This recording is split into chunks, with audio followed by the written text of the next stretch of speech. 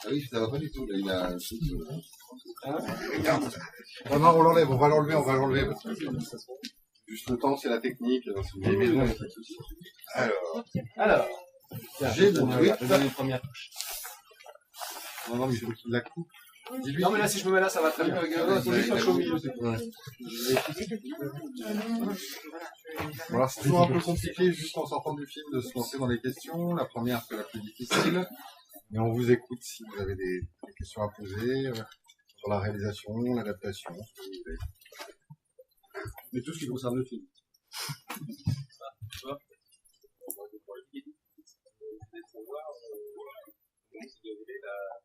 La collaboration avec les gens. Est-ce que vous avez eu carte blanche? Oui, on a eu carte blanche. Moi, je le connaissais pas. On l'a rencontré ensemble. Non, je l'ai rencontré la première fois tout seul et on l'a rencontré ensemble.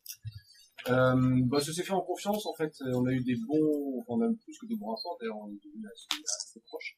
Je l'ai tenu au courant, on l'a tenu au courant, lui envoyé les versions de scénario. On s'est vu à chaque fois après pour avoir ses commentaires. Mais il se trouve qu'il était assez heureux, donc ça a été assez simple. Ensuite, Richard, il a la gentillesse de m'inviter sur le tournage. Donc voilà, il est venu passer quelques jours avec nous. Et maintenant, là, il est pas là ce soir, mais on fait la promo ensemble. Donc c'était des très bons rapports. C'était agréable d'adapter quelqu'un qui est très talentueux et c'était super. Et après, le truc était clair dès le début. Moi, je pense pas que ce soit une bonne idée pour un auteur, pour un écrivain, de s'adapter soi-même, de s'adapter son bouquin. Je pense qu'il faut mieux avoir un regard extérieur à un moment donné, donc c'était très clair dès le début qu'il ne participerait pas réellement à tout cela. Mais ça, il a très bien fait. J'ai vu qu'elle me la main élevée. On a un ticket, en fait, Julien, c'est pour un ticket. C'est le monsieur qui va vous donner. C'est lui qui va donner la parole. C'est la dame des pétrams. Oui, c'est aussi sur le livre, en fait, donc le livre en français. Vous êtes français, c'est français, et le film en anglais, avec toutes les mosaïques de langue. Comment ça s'est passé au niveau de la langue? Vous avez écrit le scénario en français, il a été traduit, comment ça marche? Alors non, on l'a écrit en français. Alors c'était assez compliqué, en fait, parce qu'on l'a écrit en français, il a été traduit, ensuite à chaque version, on faisait traduire les modifications. Et ensuite, quand on s'est rapproché du tournage et d'une version définitive, il y a eu même tout un travail sur les dialogues. Alors, moi j'ai fait une première étape avec une scénariste américaine que je connais, pour faire un travail parce qu'une fois qu'on a eu la traduction par la traductrice, faire vraiment un travail sur les dialogues. Donc il y a eu un polish.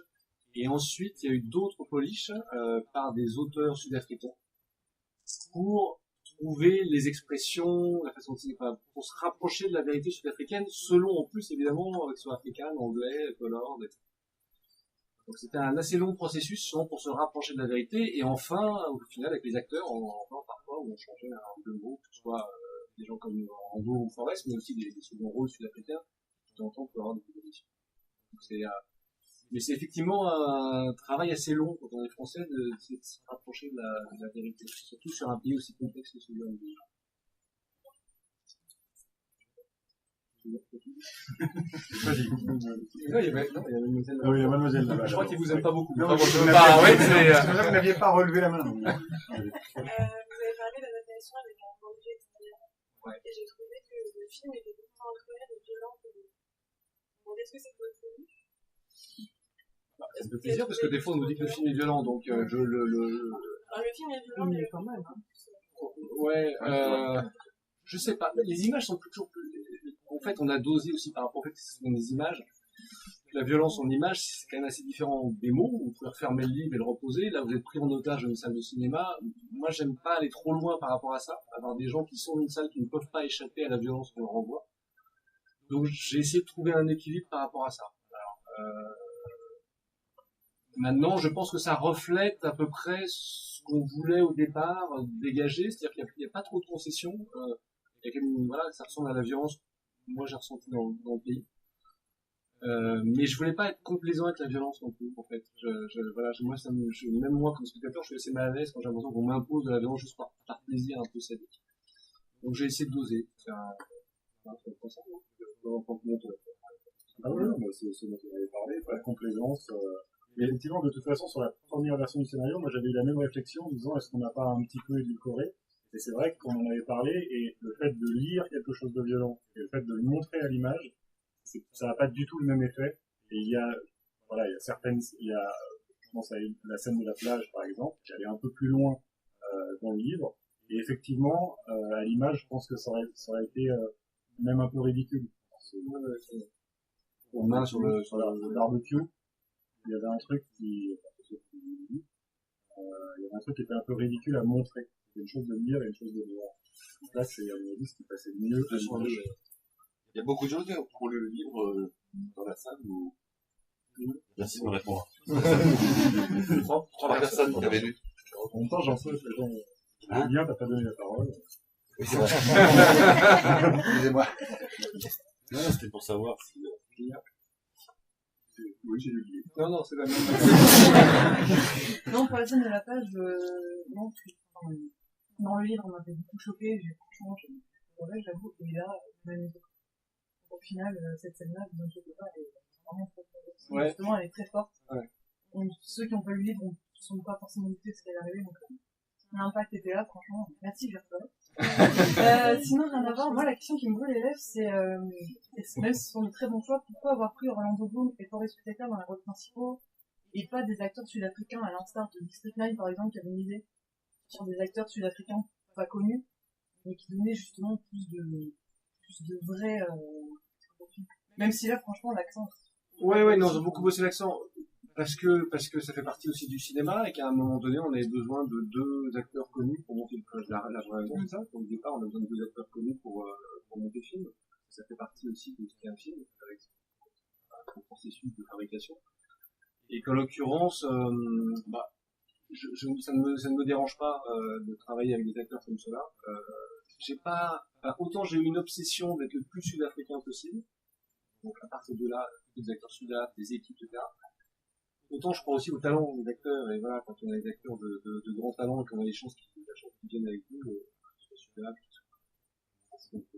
non mais je mets en avant d'abord la puissance des acteurs. District 9, c'est un vrai film de genre. Plus particulier et voilà qui est un super film hein,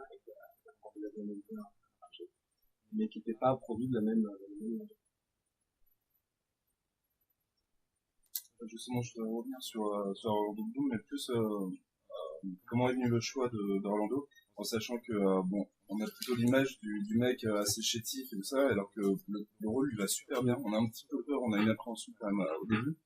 Et surtout quand on voit son gamin, donc c'est quand même il fait pas trop de différence, mais au final ça lui va super bien. Est-ce que tout de suite c'est venu Alors non, c'est pas venu tout de suite. En fait, il n'était pas sur la première liste. C'est mon agent en fait là-bas qui m'a proposé. On a la même agence et j'ai trouvé ça intéressant par rapport à ce qu'était le personnage. Qui est écrit d'ailleurs comme ça par Carrie dans le bouquin, qui a deux doigts de la caricature, il l'utilise même comme un archétype Nicolas. Et donc je trouvais intéressant d'avoir un acteur qui n'avait jamais joué ce genre de rôle, qui crée quelque chose de différent. Donc on s'est rencontrés, en tout cas j'ai accepté qu'on fasse une rencontre, et ça s'est très bien passé, j'ai trouvé le discours d'Orlando intéressant, et j'ai trouvé que lui avait une vraie motivation pour jouer ça, ce qui est important aussi par rapport à un acteur. Du coup il y a un acteur qui arrive, et qui a une envie de faire ce rôle, qui a une envie de prouver justement à vous tous, parce que vous tous vous arrivez en me disant non mais Orlando c'est dégueulasse, on va pas le faire laisser tomber. Et il le sait, il est pas con, donc il le sait très bien, mais du coup lui il a envie justement de bosser comme un chien, ce qu'il a fait pour vous dire non, je vous emmerde et j'y arrive. En gros c'est ça là, ce qu'il sert de moteur à Orlando. Et je trouve que travailler avec un acteur qui a quelque chose à prouver, comme c'est le cas là Orlando, c'est toujours plus intéressant que de prendre un acteur qui aurait fait 150 fois ce rôle-là, parce qu'il y en a un paquet. Donc on a déjà fait ce rôle-là. Et je trouvais ça plus intéressant. Et pour finir, je trouve en plus que sur un rôle, d'avoir un acteur qui est différent en tant qu'individu, qui n'est pas forcément proche dans sa vie privée du personnage qu'il a à jouer, ça sert aussi à avoir au final un personnage à l'écran qui est plus complexe. Parce que justement il y a une plus grande richesse. Voilà. Ça évite justement de tomber dans la caricature. Donc voilà, pour toutes ces raisons-là, c'est Orlando qui a eu le rôle. Mais on s'est quand même un peu posé la question sur l'âge. Toi, tu t'assieds avec le public. Il faut choisir. C'est très convivial. L'ambivalence du producteur. Non, mais je trouve ça, tu vois, non, mais c'est vrai qu'on s'est posé la question au tout début, quand même, par rapport à son âge. Et j'avoue que ce type a fait un travail remarquable. Il s'est investi complètement dans le film. Il est arrivé quasiment un mois avant, au-delà de sa transformation physique, sur la voix. 2 ou 3 heures par jour, il travaille avec un coach pour choper l'accent. Et franchement, c'est des acteurs qui bossent. Je n'en tirerai pas de conclusion. C'est vraiment Isabelle, l'attachée de presse, le c'est dommage si les gens ne savent pas que c'est toi qui as fait ce boulot, ils perdent.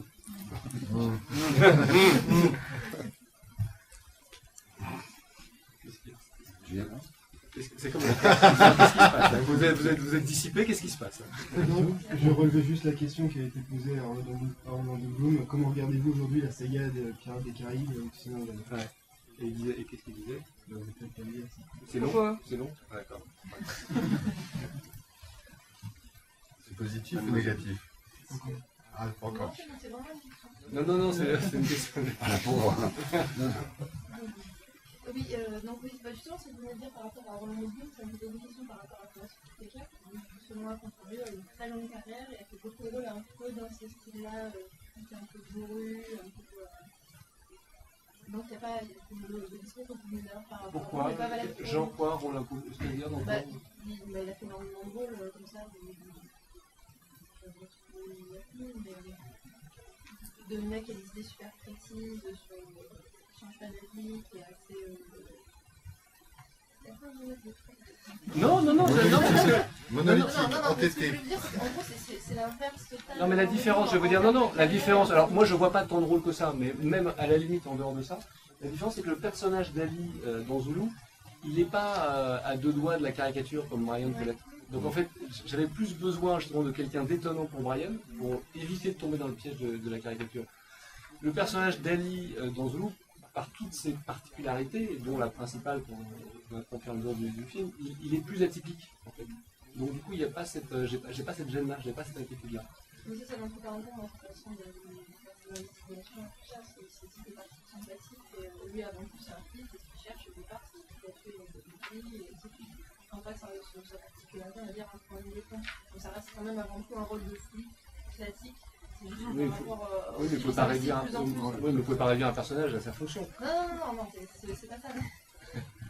C'est par rapport à ce que vous disiez tout à l'heure, justement, sur Orlando Bloom, vous disiez que vous avez essayé de le sortir de ses rôles habituels et de faire quelque chose de plus caricatural et plus bourrin, et c'est vrai que ce rôle-là, du coup, carrément à l'opposé, est-ce que c'est vraiment justement ce que vous pensez, Non, c'est pas fait. Non, c'est vraiment ce que je vous dis, c'est-à-dire que je craignais pas sur Ali de tomber dans le même piège que je pouvais craindre sur Brian. Donc d'où l'envie de trouver quelqu'un de différent pour jouer Brian. J'avais pas cette angoisse-là sur le personnage d'Ali. Il a plus de particularités, je dirais, même si effectivement il est flic et il enquête, que le personnage de Brian. Non, c'est pas du tout pour faire un équilibre. Après, de toute façon, ceci dit, quand vous avez un acteur comme Forest Whitaker qui se propose de venir tourner dans le film, je dis tout en fait.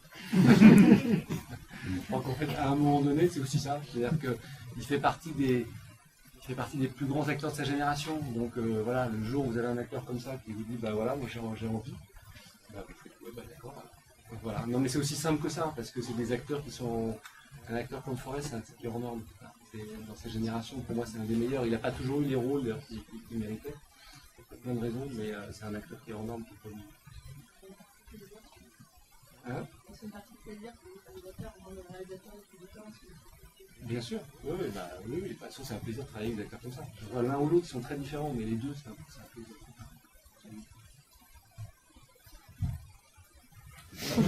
Non, je suis bien. Ah, c'est trop dur, c'est trop dur. C'est Julien qui tranche.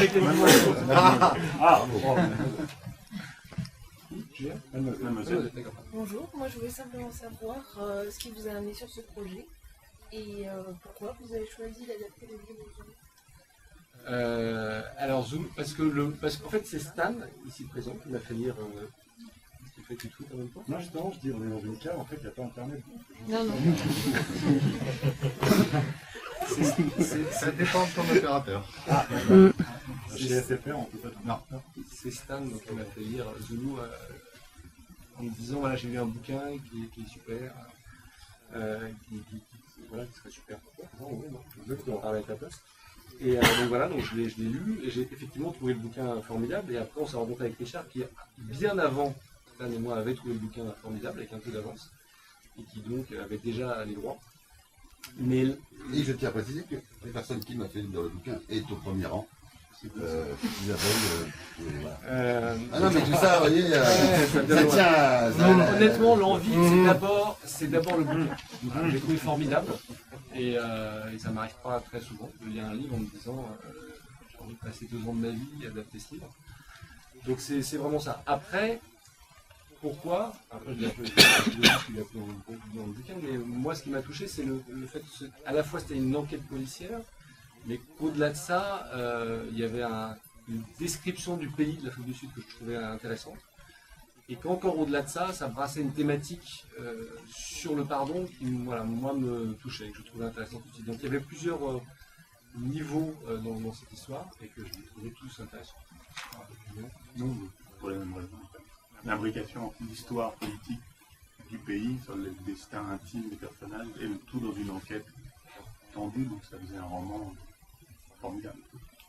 Et un pays qu'on voit pas souvent au cinéma. Oui, qu'on voit pas tant que ça.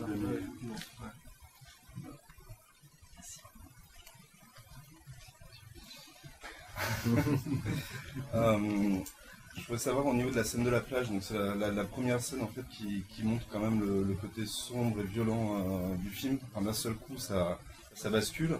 Est-ce que ça a nécessité donc un report au niveau scénario, travail au niveau montage, enfin justement, donc voilà, ça concerne un petit peu vous trois. Si c'est une scène qui a été vraiment importante pour vous, parce que quand on regarde le film, c'est vraiment la scène clé qui va démarrer c'est un peu la même chose. C'est la même chose. Elle a un effet, elle fait le même effet finalement. Elle arrive à page 95. Non mais c'est de cet ordre-là. Ouais. Mais c'est vrai. Là, elle est plus proche en termes de. Non mais dans le livre, c'est vrai. C'est structuré un peu différemment, mais en tout cas, elle fait elle choque de la même manière en fait. D'accord. Le livre prend un tournant et bascule dans une autre tonalité à partir de cette scène. Et je trouve qu'elle est assez fidèle en fait. Oui, d'un point de vue dans la dramatisation, on utilise de la même manière, je pense.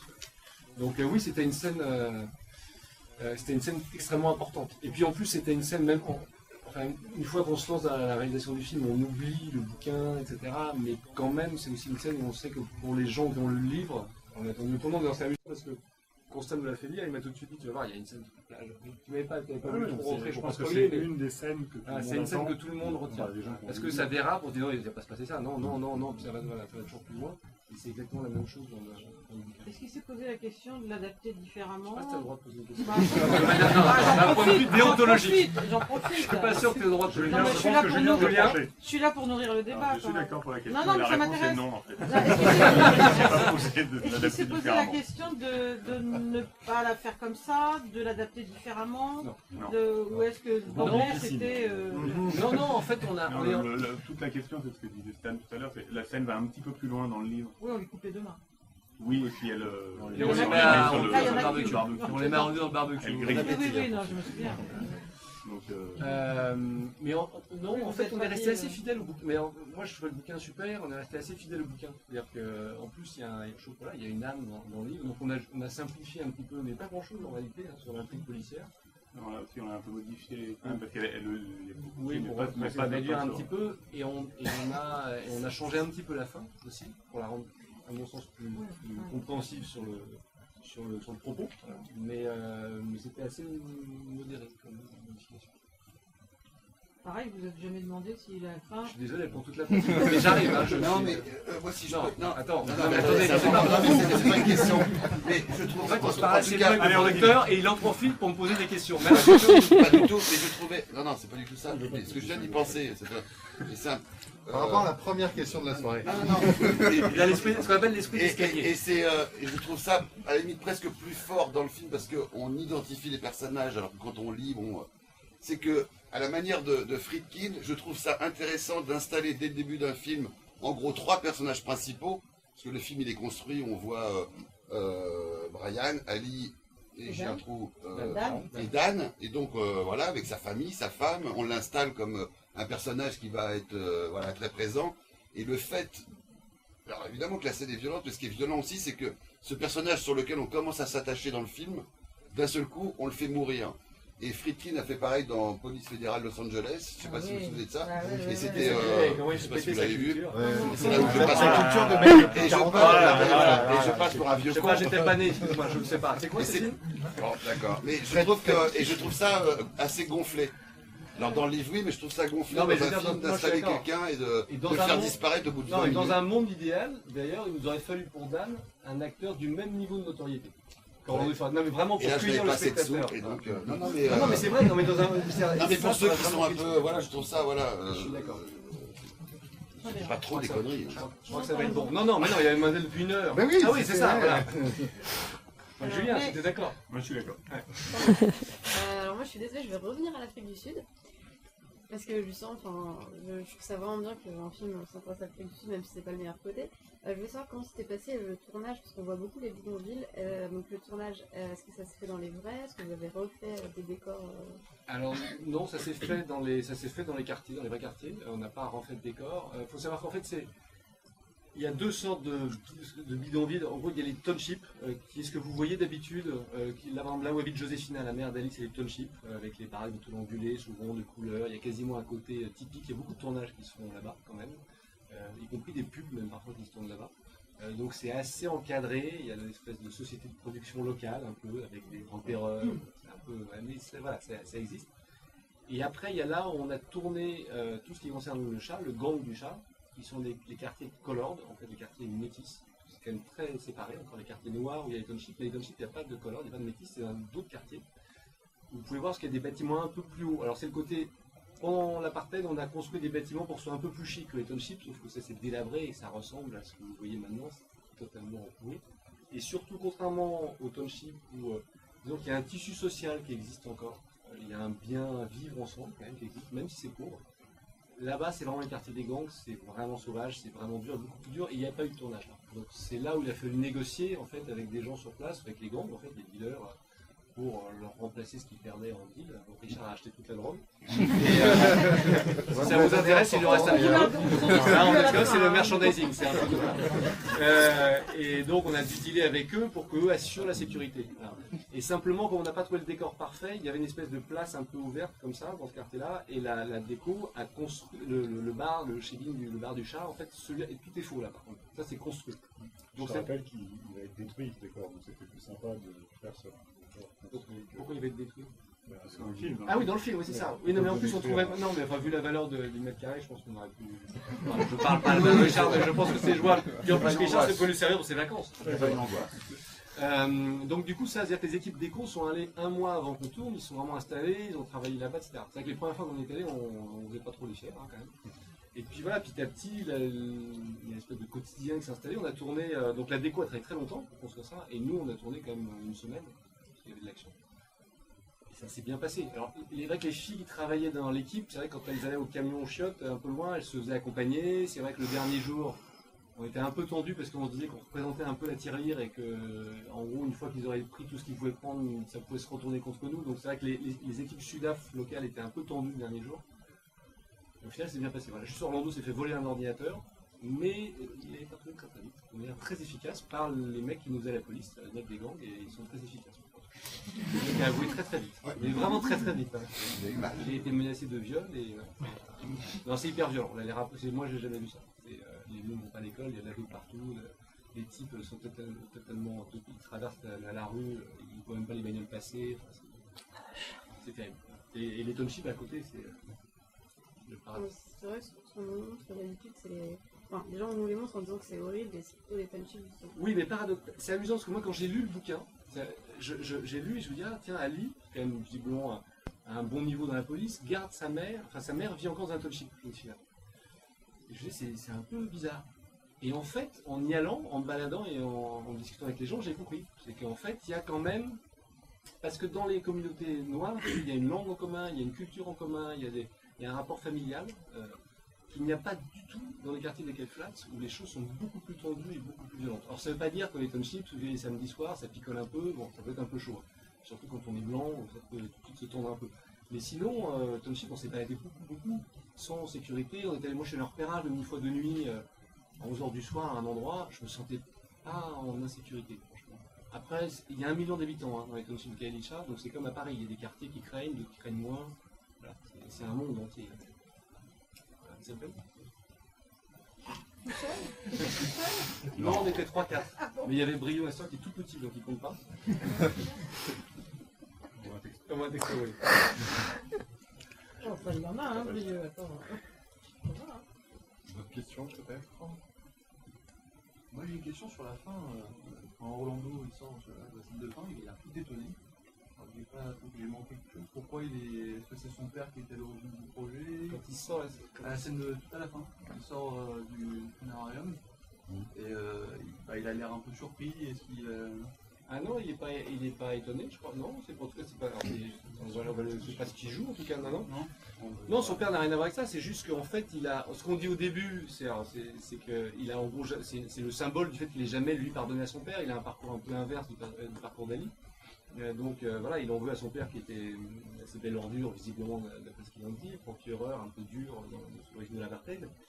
Et à la fin, ce qu'il n'a jamais fait, il ne s'est jamais occupé de la pierre tombale qu'on lui reproche son fils, mais c'est une manière pour lui de dire qu'il se fout de ce père et qu'il n'a même pas envie de s'occuper de la pierre tombale de Steve qui est mort. Et à la fin, quand il va faire la pierre tombale d'Ali, il se dit tiens, voilà, c'est une manière de dire qu'il pardonne. Voilà. Et quand il sort, simplement on coupe, c'est quand il lève les yeux. C'est comme si c'est un tout petit signe ténu d'espoir plutôt, en fait, qui est de se dire il a pardonné à son père. Et pour moi, quelque chose de nouveau peut démarrer. C'est bon, en fait, ce qu'il faut juste, c'est venir dans les salles l'expliquer. Hein, c'est ça, hein, je suis d'accord. C'est pas ton père qui a le coup.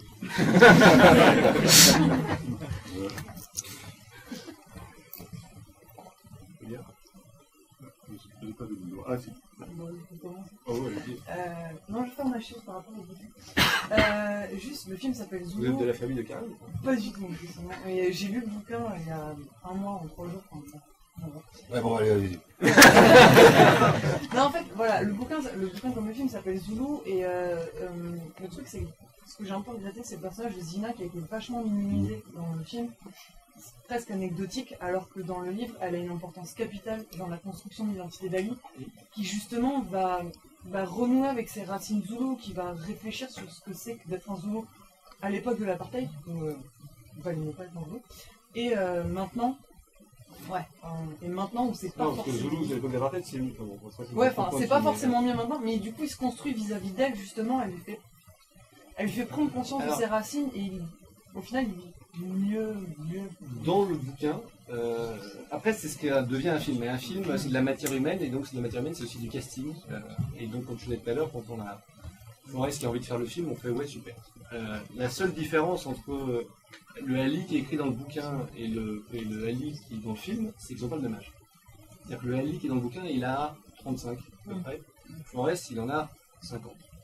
Et que donc, dans le bouquin, ce qu'exploite Carril, c'est le fait que ce qui bouleverse un peu effectivement la vie d'Ali, c'est qu'il tombe amoureux pour la première fois de cette femme Zina et qu'évidemment il ne peut pas devenir réel.